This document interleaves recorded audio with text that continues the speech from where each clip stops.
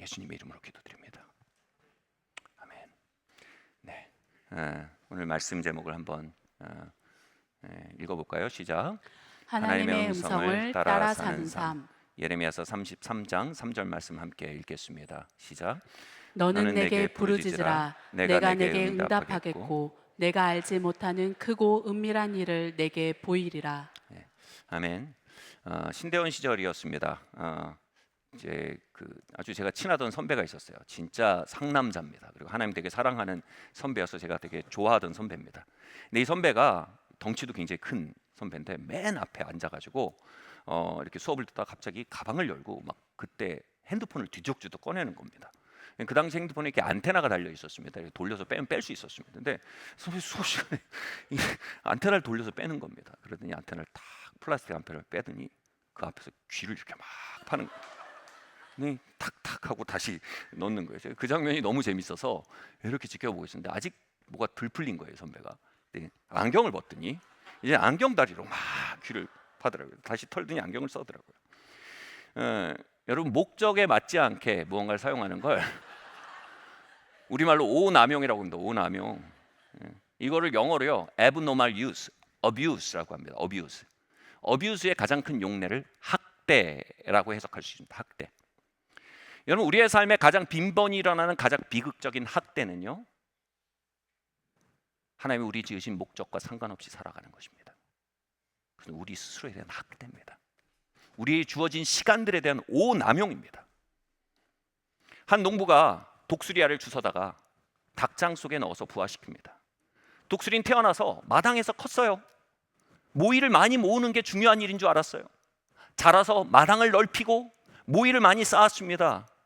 그러나 독수리는 하늘을 위해 지어졌습니다. 그 모든 시간들은 독수리 자신에 대한 학대입니다. 그가 하늘을 날지 않는 한, 그의 목적과 화해하지 않는 한, 그는 끊임없는 불만족과 회의와 결박을 느끼게 되는 것입니다. 마침내 마당을 박차고 그가 지은 바 된 목적을 향해 날아오를 때 그는 충만을 느끼고 진정한 자유를 알고 진정한 기쁨을 알기 시작합니다. 치타는 대지를 달려야 자유롭습니다. 물고기는 물속을 헤엄쳐야 자유롭습니다. 저와 여러분은 하나님이 지으신 목적 안을 살아갈 때 비로소 행복하고 자유롭고 충만할 수 있습니다. 요한복음 4장 34절 말씀 함께 봉독해 보시겠습니다. 시작. 예수께서 이르시되 나의 양식은 나를 보내신 이의 뜻을 행하며 그의 일을 온전히 이루는 이것이니라. 나의 양식은 하나님의 일을 이루는 것이다. 이 말이요 굉장히 절묘한 표현입니다. 여러분, 양식은 원래 에너지원이죠. 일은 원래 에너지를 쓰는 것이죠. 근데 예수님이 이 두 가지를 연결시켜 뭐라고 하니까 나의 에너지원은 하나님의 일을 하는 것이다. 내가 하나님의 목적을 이루어갈 때 나는 에너지를 얻는다. 내가 하나님의 목적을 섬기고 그것을 성취해 갈 때 나는 소진되는 게 아니라 충만해진다.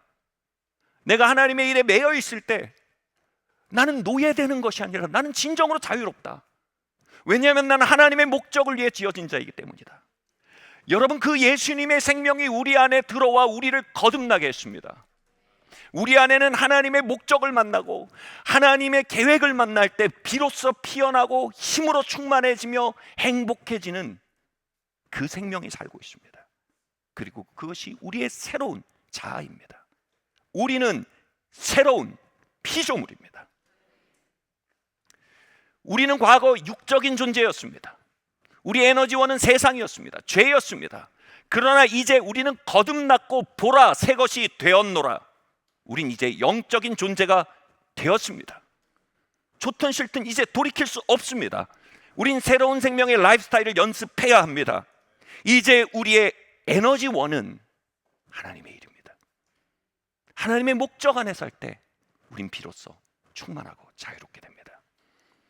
갈라디아서 5장은요 영의 열매와 육의 일에 대해 말합니다. 일은 어떻게 합니까? 쥐어짜서 만들어내는 겁니다. 열매는 뭡니까? 흘러나오는 겁니다. 충만한 것입니다. 자연스러운 것입니다. 이전에 육의 일들, 죄와 세상은 우리의 에너지원이었습니다. 그러나 영적인 사람이 된 지금 우리에게 육의 일들, 죄와 세상은 우리의 아오지 탄광입니다. 그런 속박입니다. 우리를 무너뜨리는 우리의 삶의 트라우마입니다. 이제 영의 사람이 된 우리에게 영의 일은 열매입니다. 이제 말씀은 우리의 5스타 리조트입니다. 이제 기도는 우리의 미슐랭 스타 레스토랑입니다. 우린 그것에서 기쁨과 힘을 얻습니다. 느껴지지 않아도 믿으시길 바랍니다. 이제 하나님의 목적을 사는 것은 우리의 안식입니다. 하나님의 목적을 사는 것은 독수리의 하늘이요 치타의 들판이요 물고기의 바다입니다.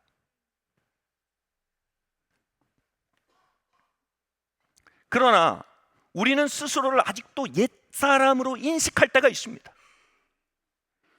인도 코끼리를 키울 때 이 어린 시절부터 이 사람이 인도 코끼리를 통제하기 위해서 아주 잔인한 일을 합니다. 노끈으로 묶어놓고 회초리로 엄청 많이 때립니다. 그러면 그게 마음 깊이 들어가 트라우마가 됩니다. 그럼 어린 시절 그렇게 노끈과 회초리에 대한 트라우마를 가진 코끼리는요, 어른이 돼서 성체가 돼서 그 어마어마한 힘을 가진 생명력을 가진 존재로 자라났음에도 불구하고요, 주인이 회초리를 휘둘면 얼어붙습니다. 노끈으로 묶고 당기면 끌려갑니다. 그가 묶여가는 건 노끈이 아닙니다. 그를 누를 수 있는 건 회초리가 아닙니다. 그를 얽어매는 건 과거의 자신에 대한 인식입니다. 그의 몸이 회초리와 노끈을 기억하는 것입니다. 그러나 어느 순간 코끼리가 자신의 생명을 깨닫게 되었을 때, 과거의 자신이 아니라 지금의 자신이 누구인지 알게 되었을 때, 노끈과 주인과 회초리는 더 이상 자신을 묶을 수 없는 과거의 유물에 지나지 않으면 할 때 그의 야성이 폭발하기 시작할 것입니다. 그는 더 이상 종된 생명이 아니요 야생을 사는 진정한 성체로 살아갈 수 있게 될 것입니다. 사랑하는 성도 여러분, 우리의 몸은 죄를 기억합니다. 우리의 몸은 세상을 기억합니다. 공포를 기억합니다. 그러나 이전 것은 지났으니 보라, 새 것이 되었노라. 이제 우리 안에 세상을 이기신 분이 사십니다.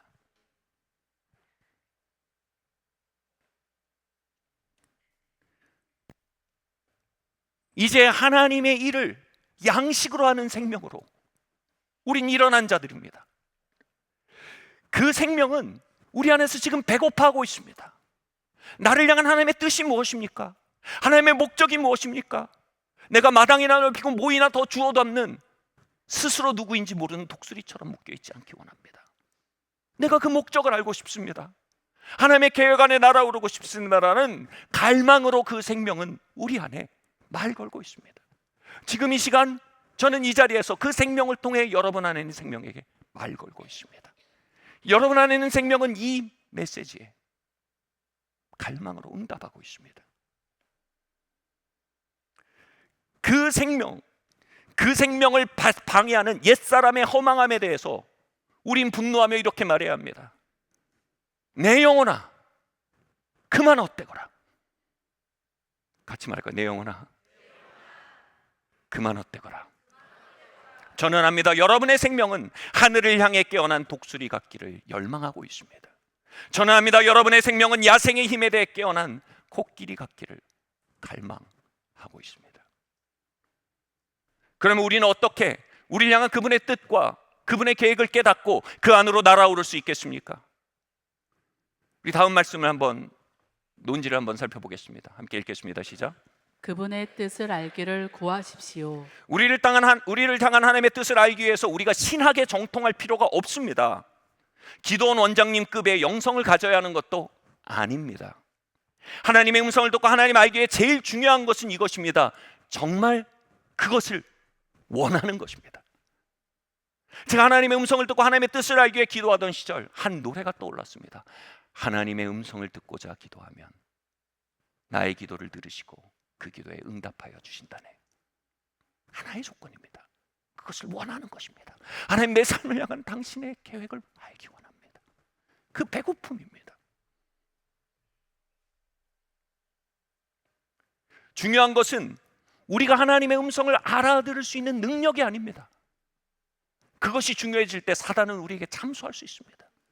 너는 어려, 너는 평신도야, 너는 죄성이 많아. 그럼 너가 어떻게 하나님의 계획과 인도하심 알려고 그래? 나중에 와, 좀 더 커서 나중에 와. 그러나 여러분, 하나님의 음성을 듣고 하나님의 뜻을 아는데 중요한 건 전혀 우리의 능력이 아닙니다. 우리의 성숙이 아닙니다. 중요한 건 우리에게 알아듣게 말씀해 주실 수 있는 그분의 소통 능력입니다. 헬렌 켈러는 눈이 멀고 귀가 먼 아이로 자랐습니다. 그는 어떤 것도 알아들을 수 없었습니다. 그에게 설리반 선생님이 왔습니다. 그의 손을 잡아서 물을 만지게 합니다. 그리고 손에다가 워터라고 써줍니다. 그렇게 헬렌 켈러는 처음 외부 세계의 음성을 듣습니다. 그리고 그는 소통을 할 수 있는 자뿐 아니라 한 시대를 이끄는 리더의 능력을 가진 사람으로 자라납니다.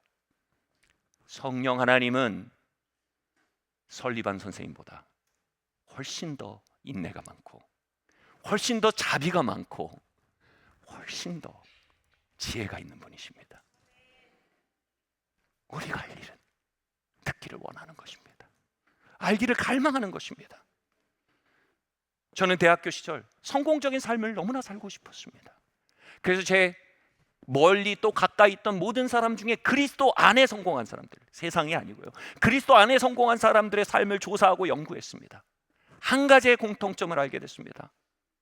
수년간의 연구의 결과를 여러분 말씀드리겠습니다. 한 가지 공통점입니다. 그들은 자신의 삶을 향한 하나님의 목적을 알기를 원했습니다. 나를 왜 지으셨습니까? 난 무엇을 위해 여생을 살아야 합니까? 나는 나를 어뷰스하며 살지 않기 원합니다. 한 목적적으로 살기 원합니다. 내 20대가 오남용되지 않기 원합니다. 당신의 목적을 향해 쌓아 올려지는 하나의 벽돌이길 원합니다. 그들 모두는 갈망했습니다. 하나님 그 갈망을 지금 우리 안에 깨우고 계십니다.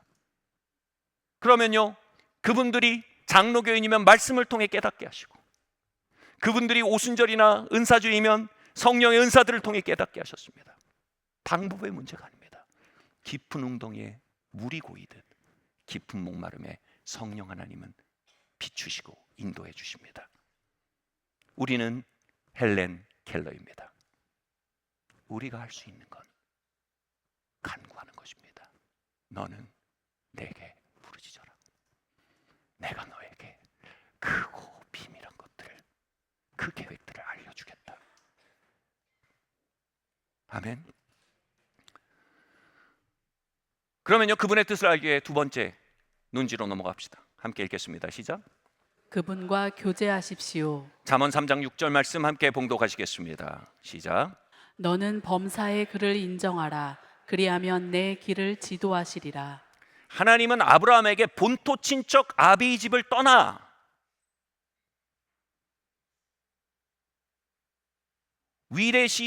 위례대로 몇 번지로 가라 이렇게 하지 않으셨어요. 내가 너에게 지시할 땅으로 가라 하셨습니다. 이건 마치 이런 것 같습니다. 차를 타고 출발하는데 내비게이션 주소를 주는 게 아니고 조수석에 하나님이 타시는 겁니다. 그리고 어디 갈까 하니까 나랑 얘기하면서 가자. 그러면 거기 가게 될 거야. 내가 내비게이션이야. 나랑 얘기하면서 가자. 대학 시절 저는 형님들과 집회를 자주 찾아다녔습니다. 집회 장소가 하나같이 멀었습니다. 근데 저희가 정말 해야지 말아야 될 일이 있었습니다. 집을 나서면서 서로 대화를 시작하는 것입니다. 때론 전철을 타고 잠실에서 전철을 갈아타야 되는데 저희가 대화를 시작하면서 전철을 타면 잠실이 아닌 왕십리에 가 있곤 했습니다. 시청에 가서 버스를 갈아타야 되는데 분당에 가 있기도 했습니다. 저희가 대화를 시작하면 길을 잇는 건 사필 규정이었습니다. 이와 같이요, 정확하게 반대로요, 우리가 주님과 교제하면요, 우린 모르는 사이에 목적지에 도달하게 됩니다. 주님 말씀하셨습니다. 내가 길이요 진리요 생명이다. 우린 길을 찾습니다. 주님 말씀하십니다. 내가 길이야. 나와의 커넥션이 있으면 너는 길 위에 있는 거야. 나와의 대화 안에 걸으면 너는 모르는 사이에 너의 목적지에 도달하게 될 거야. 아멘.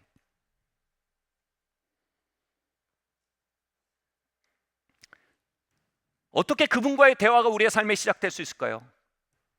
오늘 말씀을 기억하십시오. 범사가 뭡니까? 우리의 삶의 모든 현실 속에서 그분을 인정하라는 겁니다. 인지하라는 겁니다. 그럼 뭐라고요? 그분이 지도하시겠대요. 그 미주알 고주알 아주 구체적인 현실까지도 그분이 개입하시고 말씀하시고 인도해 주시겠다는 겁니다. 지금 이사벨 목사님 오셔서 교회와 또 시티 아카데미에 사역을 하고 계신데, 아주 이제 이 분이 영어로 이제 물론 설교하시고 그 다음에 이제 각 사람을 향해 하나님 주시는 마음을 나누는 사역을 하시죠. 그런데 영어로 빨리 말씀하시기 때문에 그걸 동시 통역하면 안 되니까, 시간이 안 되니까 스크린에다가 타이핑을 한국말로 타이핑하면서 그걸 쫓아가게 저희가 구조를 만들었습니다. 근데 그게 너무 속도가 빠르니까 이 타이핑에 오타가 엄청 많이 납니다. 근데 그러다 시티에서 지난 목요일 레전드 오타가 터졌습니다. 한 아이를 향해서 이제 말씀을 나누는데, 너는 하나님의 나라를 대변하는 사람이다. 네가 하나님의 나라를 대변할 때 내가 너와 함께 있겠다라는 내용이었어요. 영어 내용이. 근데 그걸 막 치다 보니까 하나님의 나라를 대변하는 에서 하나님 나라가 날아갔어요. 그리고 대변하느니 너는 배변하는 사람이다 라고. 어떻게 알았을까요? 너는 배변하는 사람이다 이렇게 오타가 떴어요. 그래서 제 아내와 저는 진짜 빵 터지기 직전이었는데, 다음에 그 배변이 정확히 뭔지까지 설명한 거예요. 네가 대변할 때, 그 다음이 히트였어요. 내가 너와 함께 있을 것이다. 아들아, 네가 배변할 때도 나는 너와 함께 있겠다. 저 아내는 그 상황이 너무 웃겨서 정말 너무 많이 웃었어요. 예. 참고로 그걸 치신 분의 아들이었어요. 더 깊이 안 들어가겠습니다. 네. 다른 집 아이였으면 큰일 날 뻔했어요. 네. 어뷰스예요, 어뷰스. 근데 아무튼 네. 죄송합니다. 너무 웃긴데 사실이잖아요. 우리 모두는 네, 그런 면을 가지고 있어요. 우린 실수합니다. 우리 남에게 보이지 않고 싶은 삶의 영역들이 있습니다. 우리가 대변할 때에도 그분은 우리와 함께 하십니다. 그 일을 위해서 그분은 십자가에서 피를 뿌리셨습니다. 값을 치르셨습니다. 그분의 상은 우리의 삶에 함께 있는 것입니다. 성경은 그분을 임마누엘이라고 합니다. 임마누엘, 그분이 닉네임을 붙일 땐 언제나 그분의 본성을 담은 닉네임을 붙입니다. 임마누엘은 뭐예요? 너무 아름답습니다. 함께 하신 하나님. 그분 본성이에요. 그분은 본성적으로 함께 있고 싶어 하십니다. 저희 막내가 제 삶의 큰 위로와 선물 중에 하나인데, 저희 막내가 태어나서부터 다른 아이들 그렇게 엄마를 좋아했는데 저를 그렇게 좋아해 주는 겁니다. 언제나 저랑 있고 싶어 합니다. 그래서 맨날 제 주변을 맴돌고 맨날 안아달라고 하고, 그게 너무 고마워요. 근데 제가 설교를 준비할 때 제가 그걸 다 못 받아줍니다. 문을 닫고 설교를 이렇게 준비하고 있으면 애가 문을 조금 할 때 문을 이렇게 열고 들어와서 주변을 맴돕니다. 뒤에서 사자가 먹이를 노리듯이요. 맴돕니다. 그래도 반응 안 하면 마침내 책상 밑으로 기어 들어옵니다. 그리고 설교를 준비하고 제 종아리에 코알라처럼 이렇게 다리와 팔을 감고 만족할 때까지 이렇게 안고 있습니다. 그 작은 생명체가 나를 너무 좋아하는 거 알겠어요. 그 생명체가 너무 나랑 같이 있고 싶어 하는 거예요. 그러면 이렇게 설교를 준비하다가도요, 세상 그렇게 좋을 수가 없어요. 손을 내려서 이렇게 쓰다듬습니다. 그 다리에서 충만히 흘러옵니다. 우리는 하나님의 형상으로 지어졌습니다. 그 함께 있고 싶은 마음의 원류는 하나님이십니다. 그 아이의 마음속에 있는 함께 있고 싶은 마음이 한 잔의 물이라면 태평양 같은 함께 있고 싶은 마음, 그 마음은 하나님 안에 있습니다. 복음은 이것입니다. 하나님 우리를 좋아하십니다. 하나님 우리와 함께 있고 싶어 하십니다. 그 일을 위해 핏값을 치르셨습니다. 그분은 우리의 삶의 격결을 끌어안고 계십니다. 문제는 이겁니다. 우리가 범사에 그분을 인정하는 것입니다. 우리가 그분을 인정할 때 그분은 안고만 계시지 않습니다. 지도하기 시작하십니다. 말씀하기 시작하십니다. 그분을 인정하는 가장 중요한 형태는요, 그분께 우리의 처지와 형편을 말씀드리는 거예요. 아니, 하나님이 우리를 다 아시는데 왜 말씀드려야 될까요? 우리 상황 다 아시는데요. 근데 여러분, 그거 기억하셔야 됩니다. 우리가 말하지 않으면요, 그 상황 속의 대상을 영접하지 않습니다. 아내는 제가 오늘 어떻게 지내는지 압니다. 그러나 제가 그때 말할 때 비로소 아내의 인격이 그 안으로 들어와 함께 할 수 있습니다. 하나님은 우리의 모든 것을 아시지만 우린 그분께 모든 것에 대해 문을 열어드려야 합니다. 미주알, 고주알 모든 일에 대해 그분께 문을 열어드리는 것, 범사의 그분을 인정해 드리는 일입니다. 그럴 때 그분은 말씀하실 수 있게 됩니다. 다윗의 시편은요, 그것에 대해 아주 훌륭한 예입니다. 시편을 거의 100편 안팎으로 다윗이 썼잖아요. 그 시편의 내용을 보면 정말 말 그대로 미주알 고주알입니다. 외로움에 대해 하나님께 말합니다. 배신감에 대해 하나님께 말합니다. 두려움에 대해 하나님께 말합니다. 집착에 대해 하나님께 말합니다. 혼동에 대해 하나님께 말합니다. 복수심에 대해 하나님께 말합니다. 그것을 개방하는 겁니다. 그러면 그 톤이 어떻게 바뀝니까? 하나님의 음성으로 바뀝니다. 그리고 마침내 찬양과 평화와 신뢰로 시편이 끝납니다. 그러나 다윗이 절대로 하나님께 말하지 않은 것이 한 가지 있습니다. 다윗의 남녀 문제였습니다. 이것은 다윗의 삶의 큰 스토리였습니다. 그의 첫사랑 미가를 그는 도망자가 되어 빼앗겼습니다. 결혼했음에도요, 빼앗겨 다른 남자의 아내가 되어버렸어요. 얼마나 가슴이 아팠을까요? 그가 왕이 되자 처음 한 일이 뭡니까? 궁전을 짓는 일도 아니었습니다. 처음 한 일은 내 첫사랑 미갈을 다시 나에게 데려와라. 미갈이 돌아왔지만 미갈은 이미 다윗에 대해 마음이 식어 있었습니다. 그는 비판했고 냉소적이었습니다.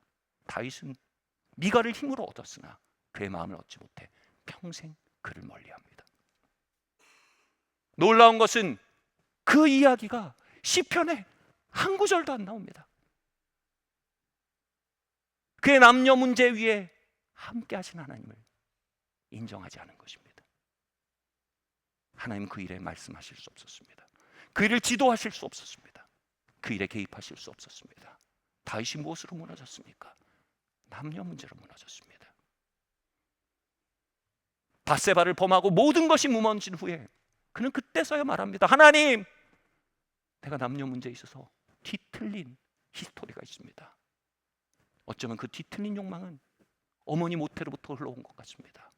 그 고백이 시편 51편에 나옵니다. 많은 값을 치르고서야 비로소 개방합니다. 사랑하는 성도 여러분, 하나님 말씀하실 수 있게 하는 비밀은 그분께 말씀드리는 것입니다. 기억하십시오. 그분은 여러분 삶 격혀에 함께 하십니다. 한 아이의 간증이 너무나 흥미로웠습니다. 이 아이가 수학을 풀다가, 여러분 아이들은 임마누엘의 하나님을 믿으면요 곧이곧대로 믿습니다. 수학을 풀다가 어떻게 했냐면, 하나님 이 수학이 너무 어려워요. 어떻게 풀어야 될지 모르겠어요 라고 말합니다. 이게 뭐예요? 인정한 겁니다. 근데 갑자기 이런 생각이 옵니다. 이렇게 풀어보면 어때? 라는 생각이 옵니다. 그리고 푸는데 풀려나가는 겁니다. 그분은 모든 것 속에 임재하십니다. 여러분 소망에 대해 개방하십시오. 절망에 대해 말씀드리십시오. 스트레스에 대해 말씀드리십시오. 좌절에 대해 말씀드리십시오. 욕망에 대해 말씀드리십시오. 뒤틀린 이야기들에 대해 말씀드리십시오. 버킷리스트를 말씀드리십시오. 복수심을 들끓게 하는 사람들에 대해 말씀드리십시오. 삶의 장애물에 대해 말씀해 드십시오.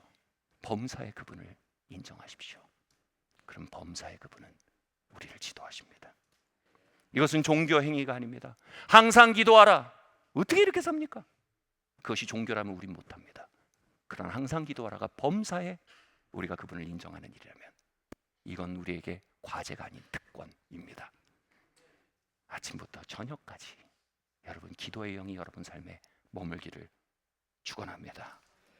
그리하면 모르는 사이에 하나님의 인도하심이 삶의 도처에 이슬의 옷섬 젖듯 젖어 들어오며, 아, 하나님이 나의 삶에 이런 목적을 가지고 계시구나. 하나님, 아, 우리 부부관계에 이런 목적을 가지고 계시구나. 하나님, 우리 아이들에게 이런 뜻을 가지고 계시구나. 깨달아지기 시작합니다. 마지막 논지입니다. 함께 읽겠습니다. 시작. 전투적으로 그분의 뜻을 주장하십시오. 야고보서 3장 6절 말씀 함께 읽겠습니다. 시작. 또 배를 보라. 그렇게 크고 광풍에 밀려가는 것들을 지극히 작은 키로써 사공의 뜻대로 운행하나니 이와 같이 혀도 작은 지체로 돼 큰 것을 자랑하도다. 보라, 얼마나 작은 불이 얼마나 많은 나무를 태우는가. 혀는 곧 불이요 불의의 세계라. 예, 여기까지 읽어주시면 됩니다.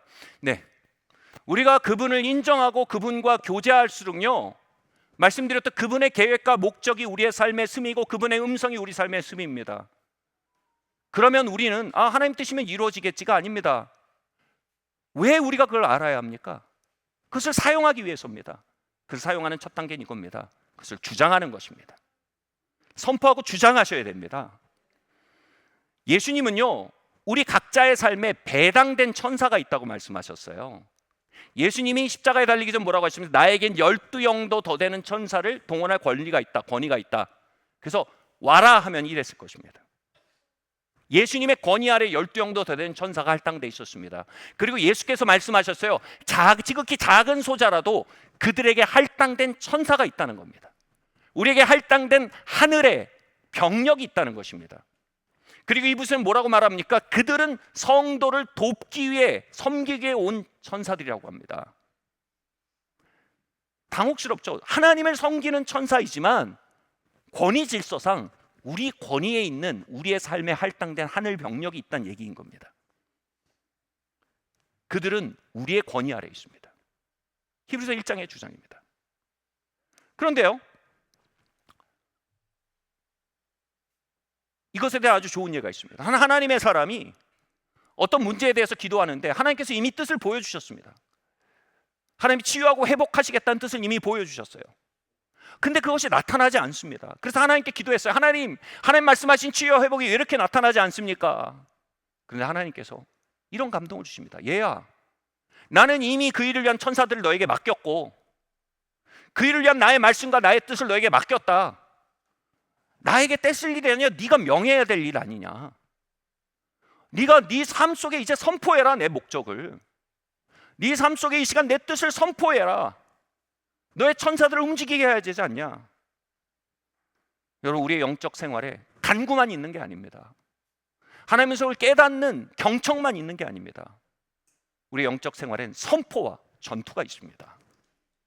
우린 그분의 뜻을 가지고 선포하고 전투해야 될 책임을 가지고 있습니다.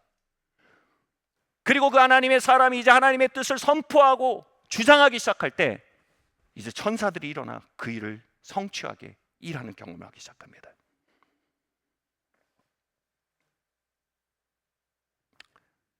지금 함께 사역하고 있는 우리 이사벨 목사님이 오래전에 캐나다의 스트랩포드라는 곳에 있는 교회에서 이제 사역을 하고 있었습니다. 사역팀의 한 명으로요. 이미 들으신 분들이 있겠지만 영양가가 많은 얘기여서 다시 한번 얘기하겠습니다.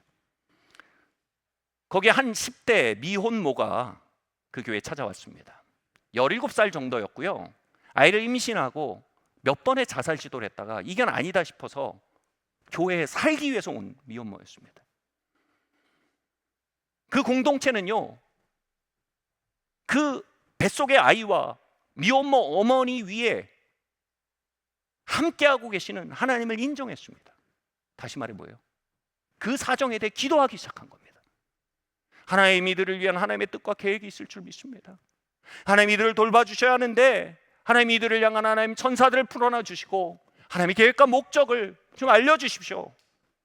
하나님의 뜻이 점점 그들의 공동체에 스며들었습니다.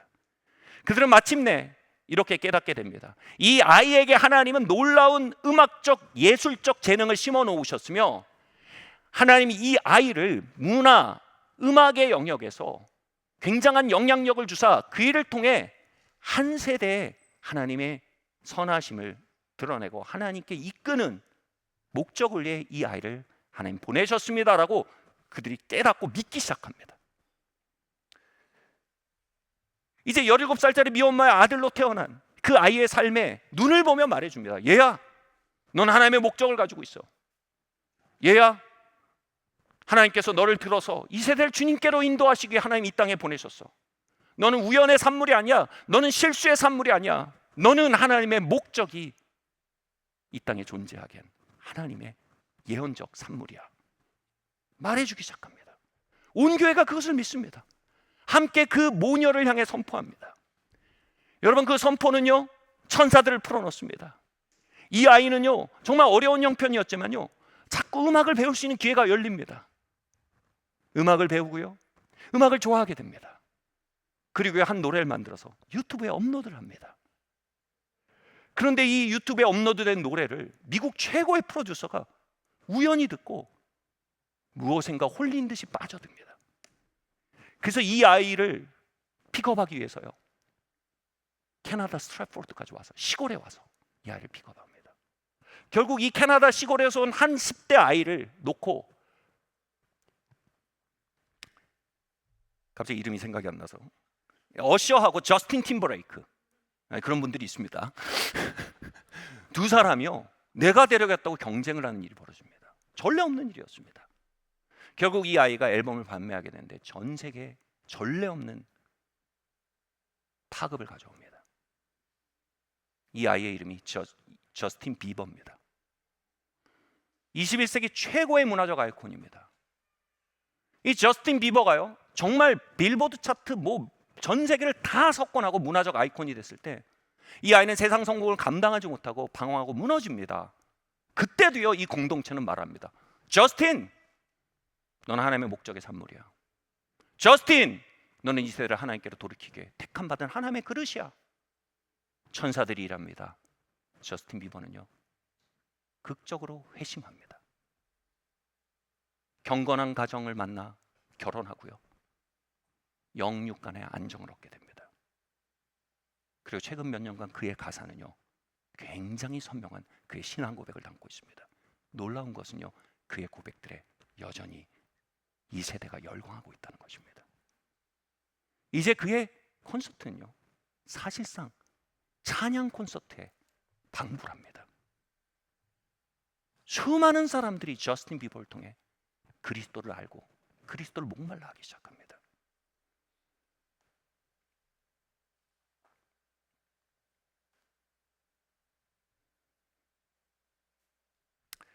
사랑하는 성도 여러분,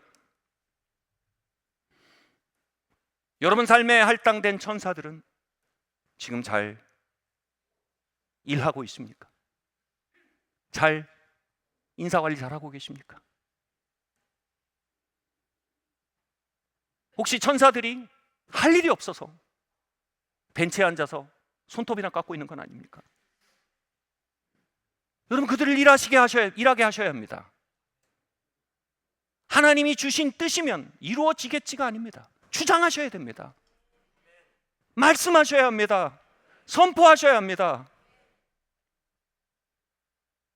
그 절망의 영적 대기와 불신의 영적 대기와 혼돈의 영적 대기 속에 하나님의 목적을 선포하셔야 합니다.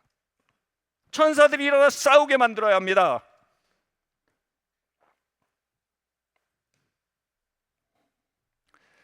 여러분, 천사들만 우리의 삶에 배치되어 있는 것이 아닙니다. 성경은요, 우리의 삶에 악령들도 배치되어 있다고 말합니다. C.S. 루이스의 스크류테이프 편지라는 역작이 있죠. 그걸 아주 잘 보여줍니다. 그게 우화가 아닙니다. 현실입니다. 악한 영도요, 우리의 삶을 빼앗고 도적질하고 죽이기 위해 우리의 삶에서 권모술수를 사용하고 있습니다. 그 현존이 무엇입니까? 우리에게 잠복한 피해의식과 불신과 회의감과 세상 사랑과 실패와 연약함의 질병의 기운들입니다.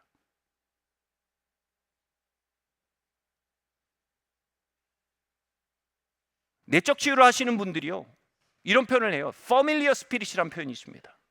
이게 뭐냐면요, 우리 각자가 가지고 있는 영적인 적들이 너무 오랫동안 우리의 삶에 잠복하고 있어서 familiar, 이제 친숙해져서 그게 적으로 느껴지지 않는 정도가 된 거예요. 예를 들어 보겠습니다. 어떤 사람의 언어에는 냉소가, 회의가 너무 고착돼 있어서 이게 그냥 그 사람 습관으로 보입니다. 그 사람 성품으로 보입니다. 그러나 여러분, 야고보서는 말합니다. 우리의 혀는 불의 세계라고 합니다. 불은요, 영적인 존재들을 말하는 표현입니다. 우리의 혀는요, 천사들과 연결되어 있고 우리의 혀는 악한 영들과 연결되어 있습니다. 우리가 냉소로부터 말하기 시작하고 불신으로부터 말하기 시작하고 절망으로부터 말하기 시작할 때 뭐라고요? 그 불이 생명의 사이클을 불태운다고 말합니다. Circle of life. 우리의 삶에 수많은 생명의 선순환들이 도전받게 됩니다. 영적으로 성장하고 하나님의 목적을 이루어가고 좋은 사람을 만나고 다시 좋은 사람을 만나가는 수많은 생명의 선순환이 있는데 그것이 멈춰지고 파괴되는 것이 어디서 나온다고요? 우리의 입에서 나온다고 합니다. 그리고 그 언어는 바로 지옥에서 나온다고 말합니다.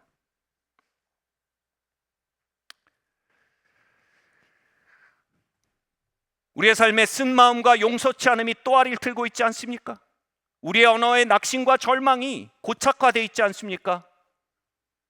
그냥 언어 습관이고 성격이라고 생각하지만 실상 너무나 친숙해져서 이제 적으로 생각되지 않는 familiar spirit의 현존이 아닙니까? 저스틴 비버가 잉태되었을 때 많은 사람들이 이렇게 말했습니다. 그 엄마에게요. 이 아이는 당신 삶의 재앙이다. 당신이 이 아이를 낳으면 당신의 삶은 거기서 끝이다. 이 아이는 죄의 열매기에 없어져야 된다. 사실상 낙태를 권한 것입니다. 지옥의 불입니다. 만약 어머니가 그 언어를 품었다면 어떻게 됐을까요? 설사 아이를 낳았다 해도요, 삶이 어려질 때 말할 겁니다. 너는 내 삶의 재앙이다. 왜 내 삶에 와서 내 삶을 이렇게 만드느냐? 너를 낳은 순간 내 삶은 거기까지다. 너도 나도 이 구렁텅이에서 나가지 못할 것이다. 그 피해의식과 저주와 낙심과 쓴 마음의 familiar spirit은 그 모녀를 처참하게 파괴했을 것입니다. 사랑하는 성도 여러분, 여러분의 영계는 안녕하십니까? 여러분 영계 가운데 악한 영이 일하고 천사들이 쉬고 있지는 않습니까? 아니면 천사들이라고 악한 영이 쉬고 있습니까? 놀랍게도 그 결정권이 우리의 입술에 있습니다.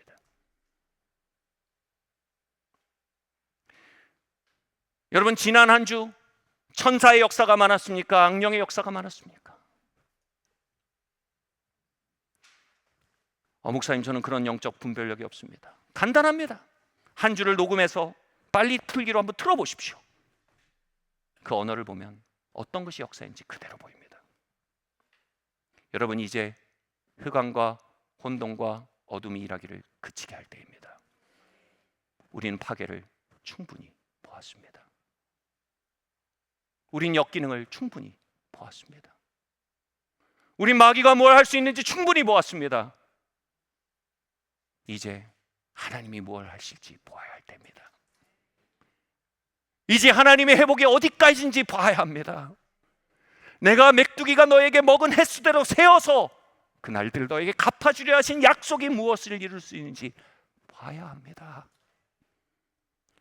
하나님의 약속과 하나님의 말씀들이 찬장에 먼지가 쌓여 놓여 있다면 이제 그것을 꺼내서 선한 싸움을 싸워야 합니다. 말씀을 마쳐야 될 것 같습니다. 창세기 1장 2절 3절은 창세기에 대해서, 창세 때에 대해 아주 독특한 관점을 제시합니다. 땅이 혼돈하고 공허하며 흑암이 깊음 위에 있고 하나님의 영이 뭐라고요? 수면 위에 운행하시니라. 여기 수면 위에 운행하단 말이 두 가지 뜻입니다. 하버링이라는 뜻인데요. 하버링 첫 번째는 뭐냐면 저희 딸이 제 다리 끌어안는 뜻, 포옹하고 있다는 뜻입니다. 두 번째 뜻은 뭐냐면요, 능동적으로 일하지 않고 무언가 기다리고 있는 상태입니다. 하나님의 영은 우리의 흑암과 공허와 혼돈을 끌어안고 계십니다. 그 속에도 그분은 함께 하십니다. 그런데 그분은 무언가 아직 하지 않고 기다리고 계십니다. 그 다음에 말합니다. 하나님이 이르시되 빛이 있으라 하시니 빛이 있었더라. 그 순간 하버링 하시던 성령님이 일어나십니다. 그 혼돈과 흑암과 공허를 찰흙처럼 사용하셔서 하나님의 창조를 지어 올리는 매체로 사용하십니다. 저스틴 비버의 어머니는 흑암과 공허와 혼돈의 시간을 맞았습니다. 17살 원치 않던 임신을 했습니다. 모두가 이 어둠을 끝내기에 도망치라고 말했습니다. 그러나 그녀와 그녀의 공동체는 그 위에 하버링 하시는 성령님을 인정했습니다. 그리고 하나님의 말씀을 구했습니다. 그리고 그 위에 말했습니다. 어둠 같고 혼돈 같은 이 시간, 이 속에도 하나님의 목적은 있다. 하나님 최악의 것을 받고 최선의 것으로 일으켜내시는 선하신 역전의 하나님이시다. 하나님이 이 시간의 목적을 완수하사 열방에 하나님의 영광을 나타내실 것이다. 나는 마귀가 무엇라고 말하는 것을 이제 듣지 않겠다. 나는 피해의식과 불신과 낙심과 쓴마음에 familiar spirit 거부한다. 이제 빛이 있을지어다. 사랑하는 성도 여러분, 여러분 삶의 혼돈은 무엇입니까? 공허는 무엇입니까? 하나님의 걸작을 지어내는 진흙으로, 찰흙으로 그분께 올려드릴 때입니다. 하나님의 신은 그 위에 운행하십니다. 이제 하나님의 목적을 구할 때입니다. 하나님의 선하심을 믿습니다. 하나님이 이 시간을 통해 위대한 결말을 빚어가실 것입니다. 모든 것이 협력하여 선을 이룰 것입니다. 우리의 최악을 통해 그분의 최선을 나타내시는 역전의 하나님, 이 찰흙을 사용하셔서 최고의 도자기를 빚으실 것입니다. 그래서 이 시간 우리가 함께 고백하기 바랍니다. 마지막으로 이 고백을 하고 말씀 마치겠습니다. 눈으로 한번 10초 정도만 따라가 보세요. 그리고 함께 고백할 겁니다. 같이 말해볼까요? 시작. 절망의 말을 회개합니다. 저주의 말을 회개합니다. 하늘의 언어를 내게 부어주세요. 나는 새 피조물입니다. 하나님의 뜻과 목적을 위해 창조된 하나님의 백성입니다. 그분의 피로 말미암아 그분은 나와 함께 하십니다. 내가 그분을 범사에 인정할 때 그분은 나를 인도하십니다. 그래서 나에겐 소망이 있습니다. 미래가 있습니다. 나는 그분의 공급 가운데 살아갈 것이며 넘쳐서 나누어주는 삶을 살 것입니다. 나는 그리스도의 형상을 닮아갈 것이며 그분의 영광을 드러내는 삶을 살 것입니다. 나의 가문을 향해 예언합니다. 나의 자녀들은 나의 천정을 바닥삼아 일어날 것입니다. 그들은 주님을 섬기며 주님의 복락 가운데 살 것입니다. 그분의 뜻을 이 땅에 완수하실 것입니다. 이 땅을 향해 예언합니다. 이 땅은 하나님의 영광으로 가득해질 것이며 열방에 하나님의 영광을 드러내는 나라로 사용될 것입니다. 이 교회를 향해 예언합니다. 이 교회는 그 목적을 위해 세워졌습니다. 우리는 그 일을 위해 영혼들과 다음 세대를 일으켜 갈 것입니다. 우리는 세상의 빛입니다. 우리는 산 위의 마을입니다. 우리는 산이 마을이 숨기지 못할 것을 압니다. 그 빛이 더 멀리 더 밝게 비출 것입니다. 그 빛이 열방에 비추어지게 하소서. 아멘. 우리 자리에서 일어나시겠습니다. 할렐루야.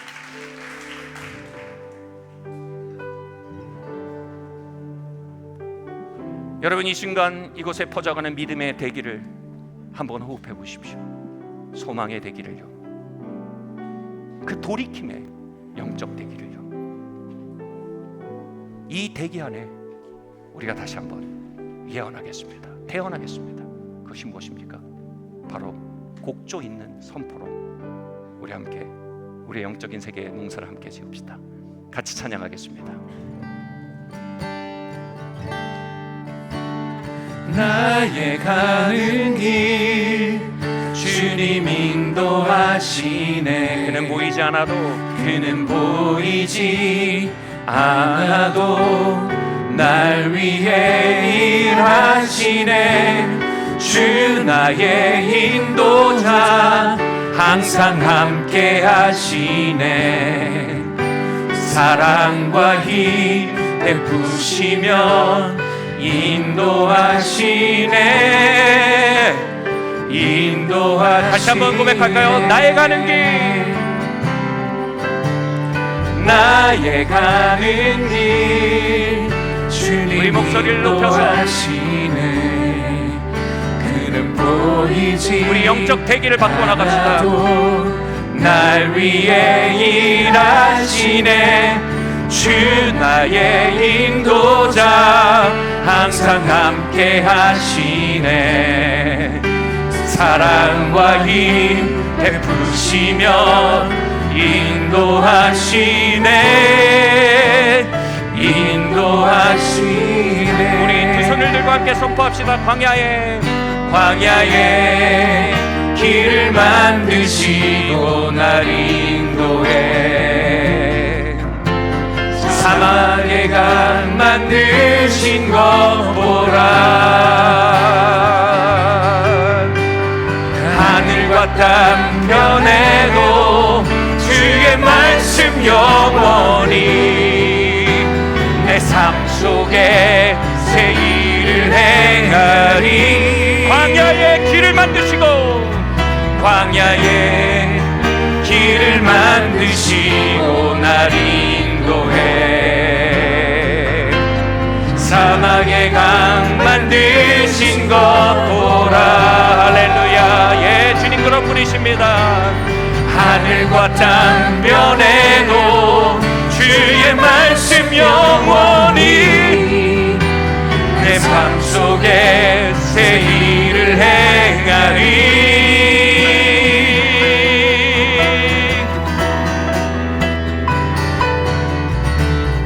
나의 가는 길 주님 인도하시네. 천사들이 이 고백을 사랑합니다. 나도 날 위해 일하시네. 성령께서 이 고백 가운데 일하십니다. 인도자 항상 함께 하시네. 사랑과 힘 베푸시며 인도하시네. 인도하시네. 우리 함께 이 시간 기도하기 원합니다. 하나님, 이 시간 지옥으로부터 말한 순간들을 예수님의 피로 덮어주십시오. 지옥과의 커넥션을 끊습니다. 주님, 천국의 불과 나의 혀가 연결되기로 결정합니다. 하나님, 나의 입술을 씻어주시고 나의 영을 씻어주시고 나의 영적 세계를 바르게 농사짓도록 나에게 지혜를 부어주시옵소서. 우리 함께 이 시간 기도하고 나아가겠습니다. 하나님 아버지, 불신의 영을 회개합니다. 쓴마음을 회개합니다. 낙심의 영을 회개합니다. 회의의 언어를 회개합니다. 불신의 언어를 회개합니다. 주님, 세상 사랑의 언어를 회개합니다. 주님 아버지 하나님, 이 시간 아버지 하나님, 하늘의 불이 나의 입술에 임하기를 원합니다.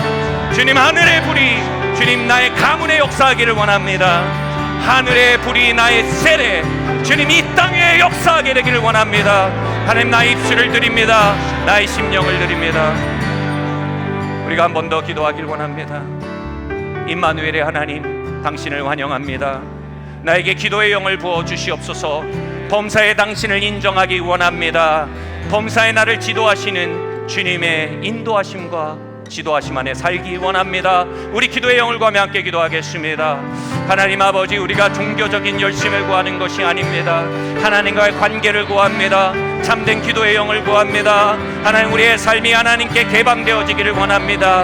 우리의 앉고 일어섬이 개방되어지며 우리의 소망과 낙심이 개방되어지며 우리의 열망과 우리의 욕망까지도 개방되어지길 원합니다. 우리의 건강함과 우리의 뒤틀림도 개방되어지길 원합니다. 하나님, 기도의 영을 부어주시고 주님 역사하여 주시옵소서. 우리 한 가지 더 기도할까요? 하나님, 내 삶을 향한 하나님의 목적을 알기 원합니다.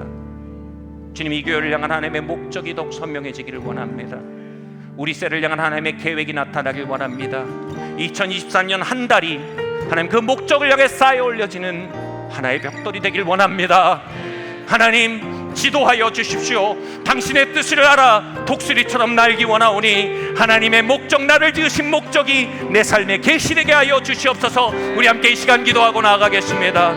아버지 하나님, 그렇습니다. 주님 아버지 하나님, 우리의 삶 가운데 참으로 하나님의 목적이 우리의 삶에 계시되어지고 개방되어지길 원합니다. 하나님, 독수리가 하늘을 날듯 물고기가 물속을 헤엄치듯 치타가 주님 광야를 달리듯 하나님, 내가 하나님의 목적 안을 살아가기 원합니다.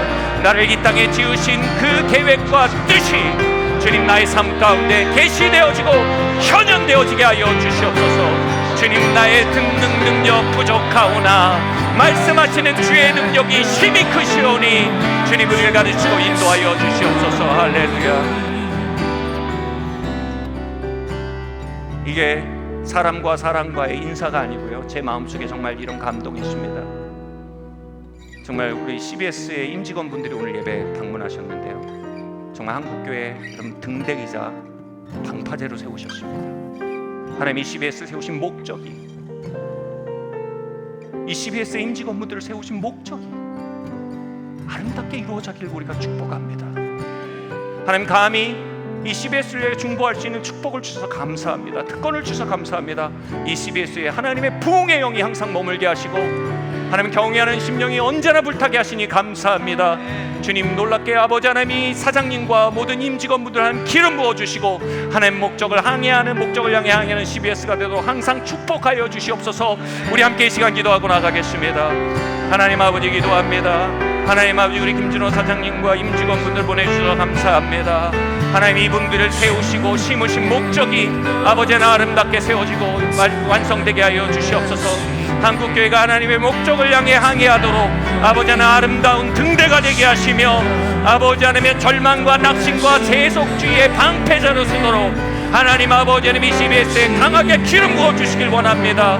주님, 우리 사장님과 모든 임직원분들 가운데 하나님 새 힘을 부어주시고 그분들의 직원 예배 가운데 하나님의 영감이 항상 흘러넘치게 하시길 원합니다. 하나님, 놀라운 부흥의 영의 통로가 되게 하시고 주님, 세상의 빛으로 아버지 하나님 이 CBS 세우셨으니 그 놀라운 역사를 이게 축복하여 주시고 주님 사용하여 주시옵소서. 사랑이 많으신 하나님 아버지,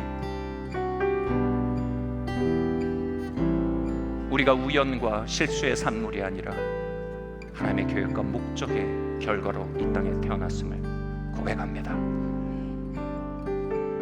같이 말해볼까요? 나는 우연이나 실수의 결과가 아닙니다. 인간의 실수나 우연 너머에 하나님의 목적이 있었습니다.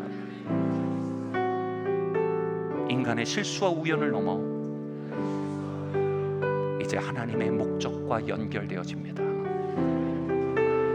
나의 탄생과 나의 생활, 이 모든 것을 향한 당신의 목적을 두 팔 벌려 환영합니다. 하늘을 나는 독수리처럼 그 목적 안을 살도록 나를 축복하여 주시옵소서. 예수님의 이름으로 기도합니다. 아멘. 감사합니다. 이 시간은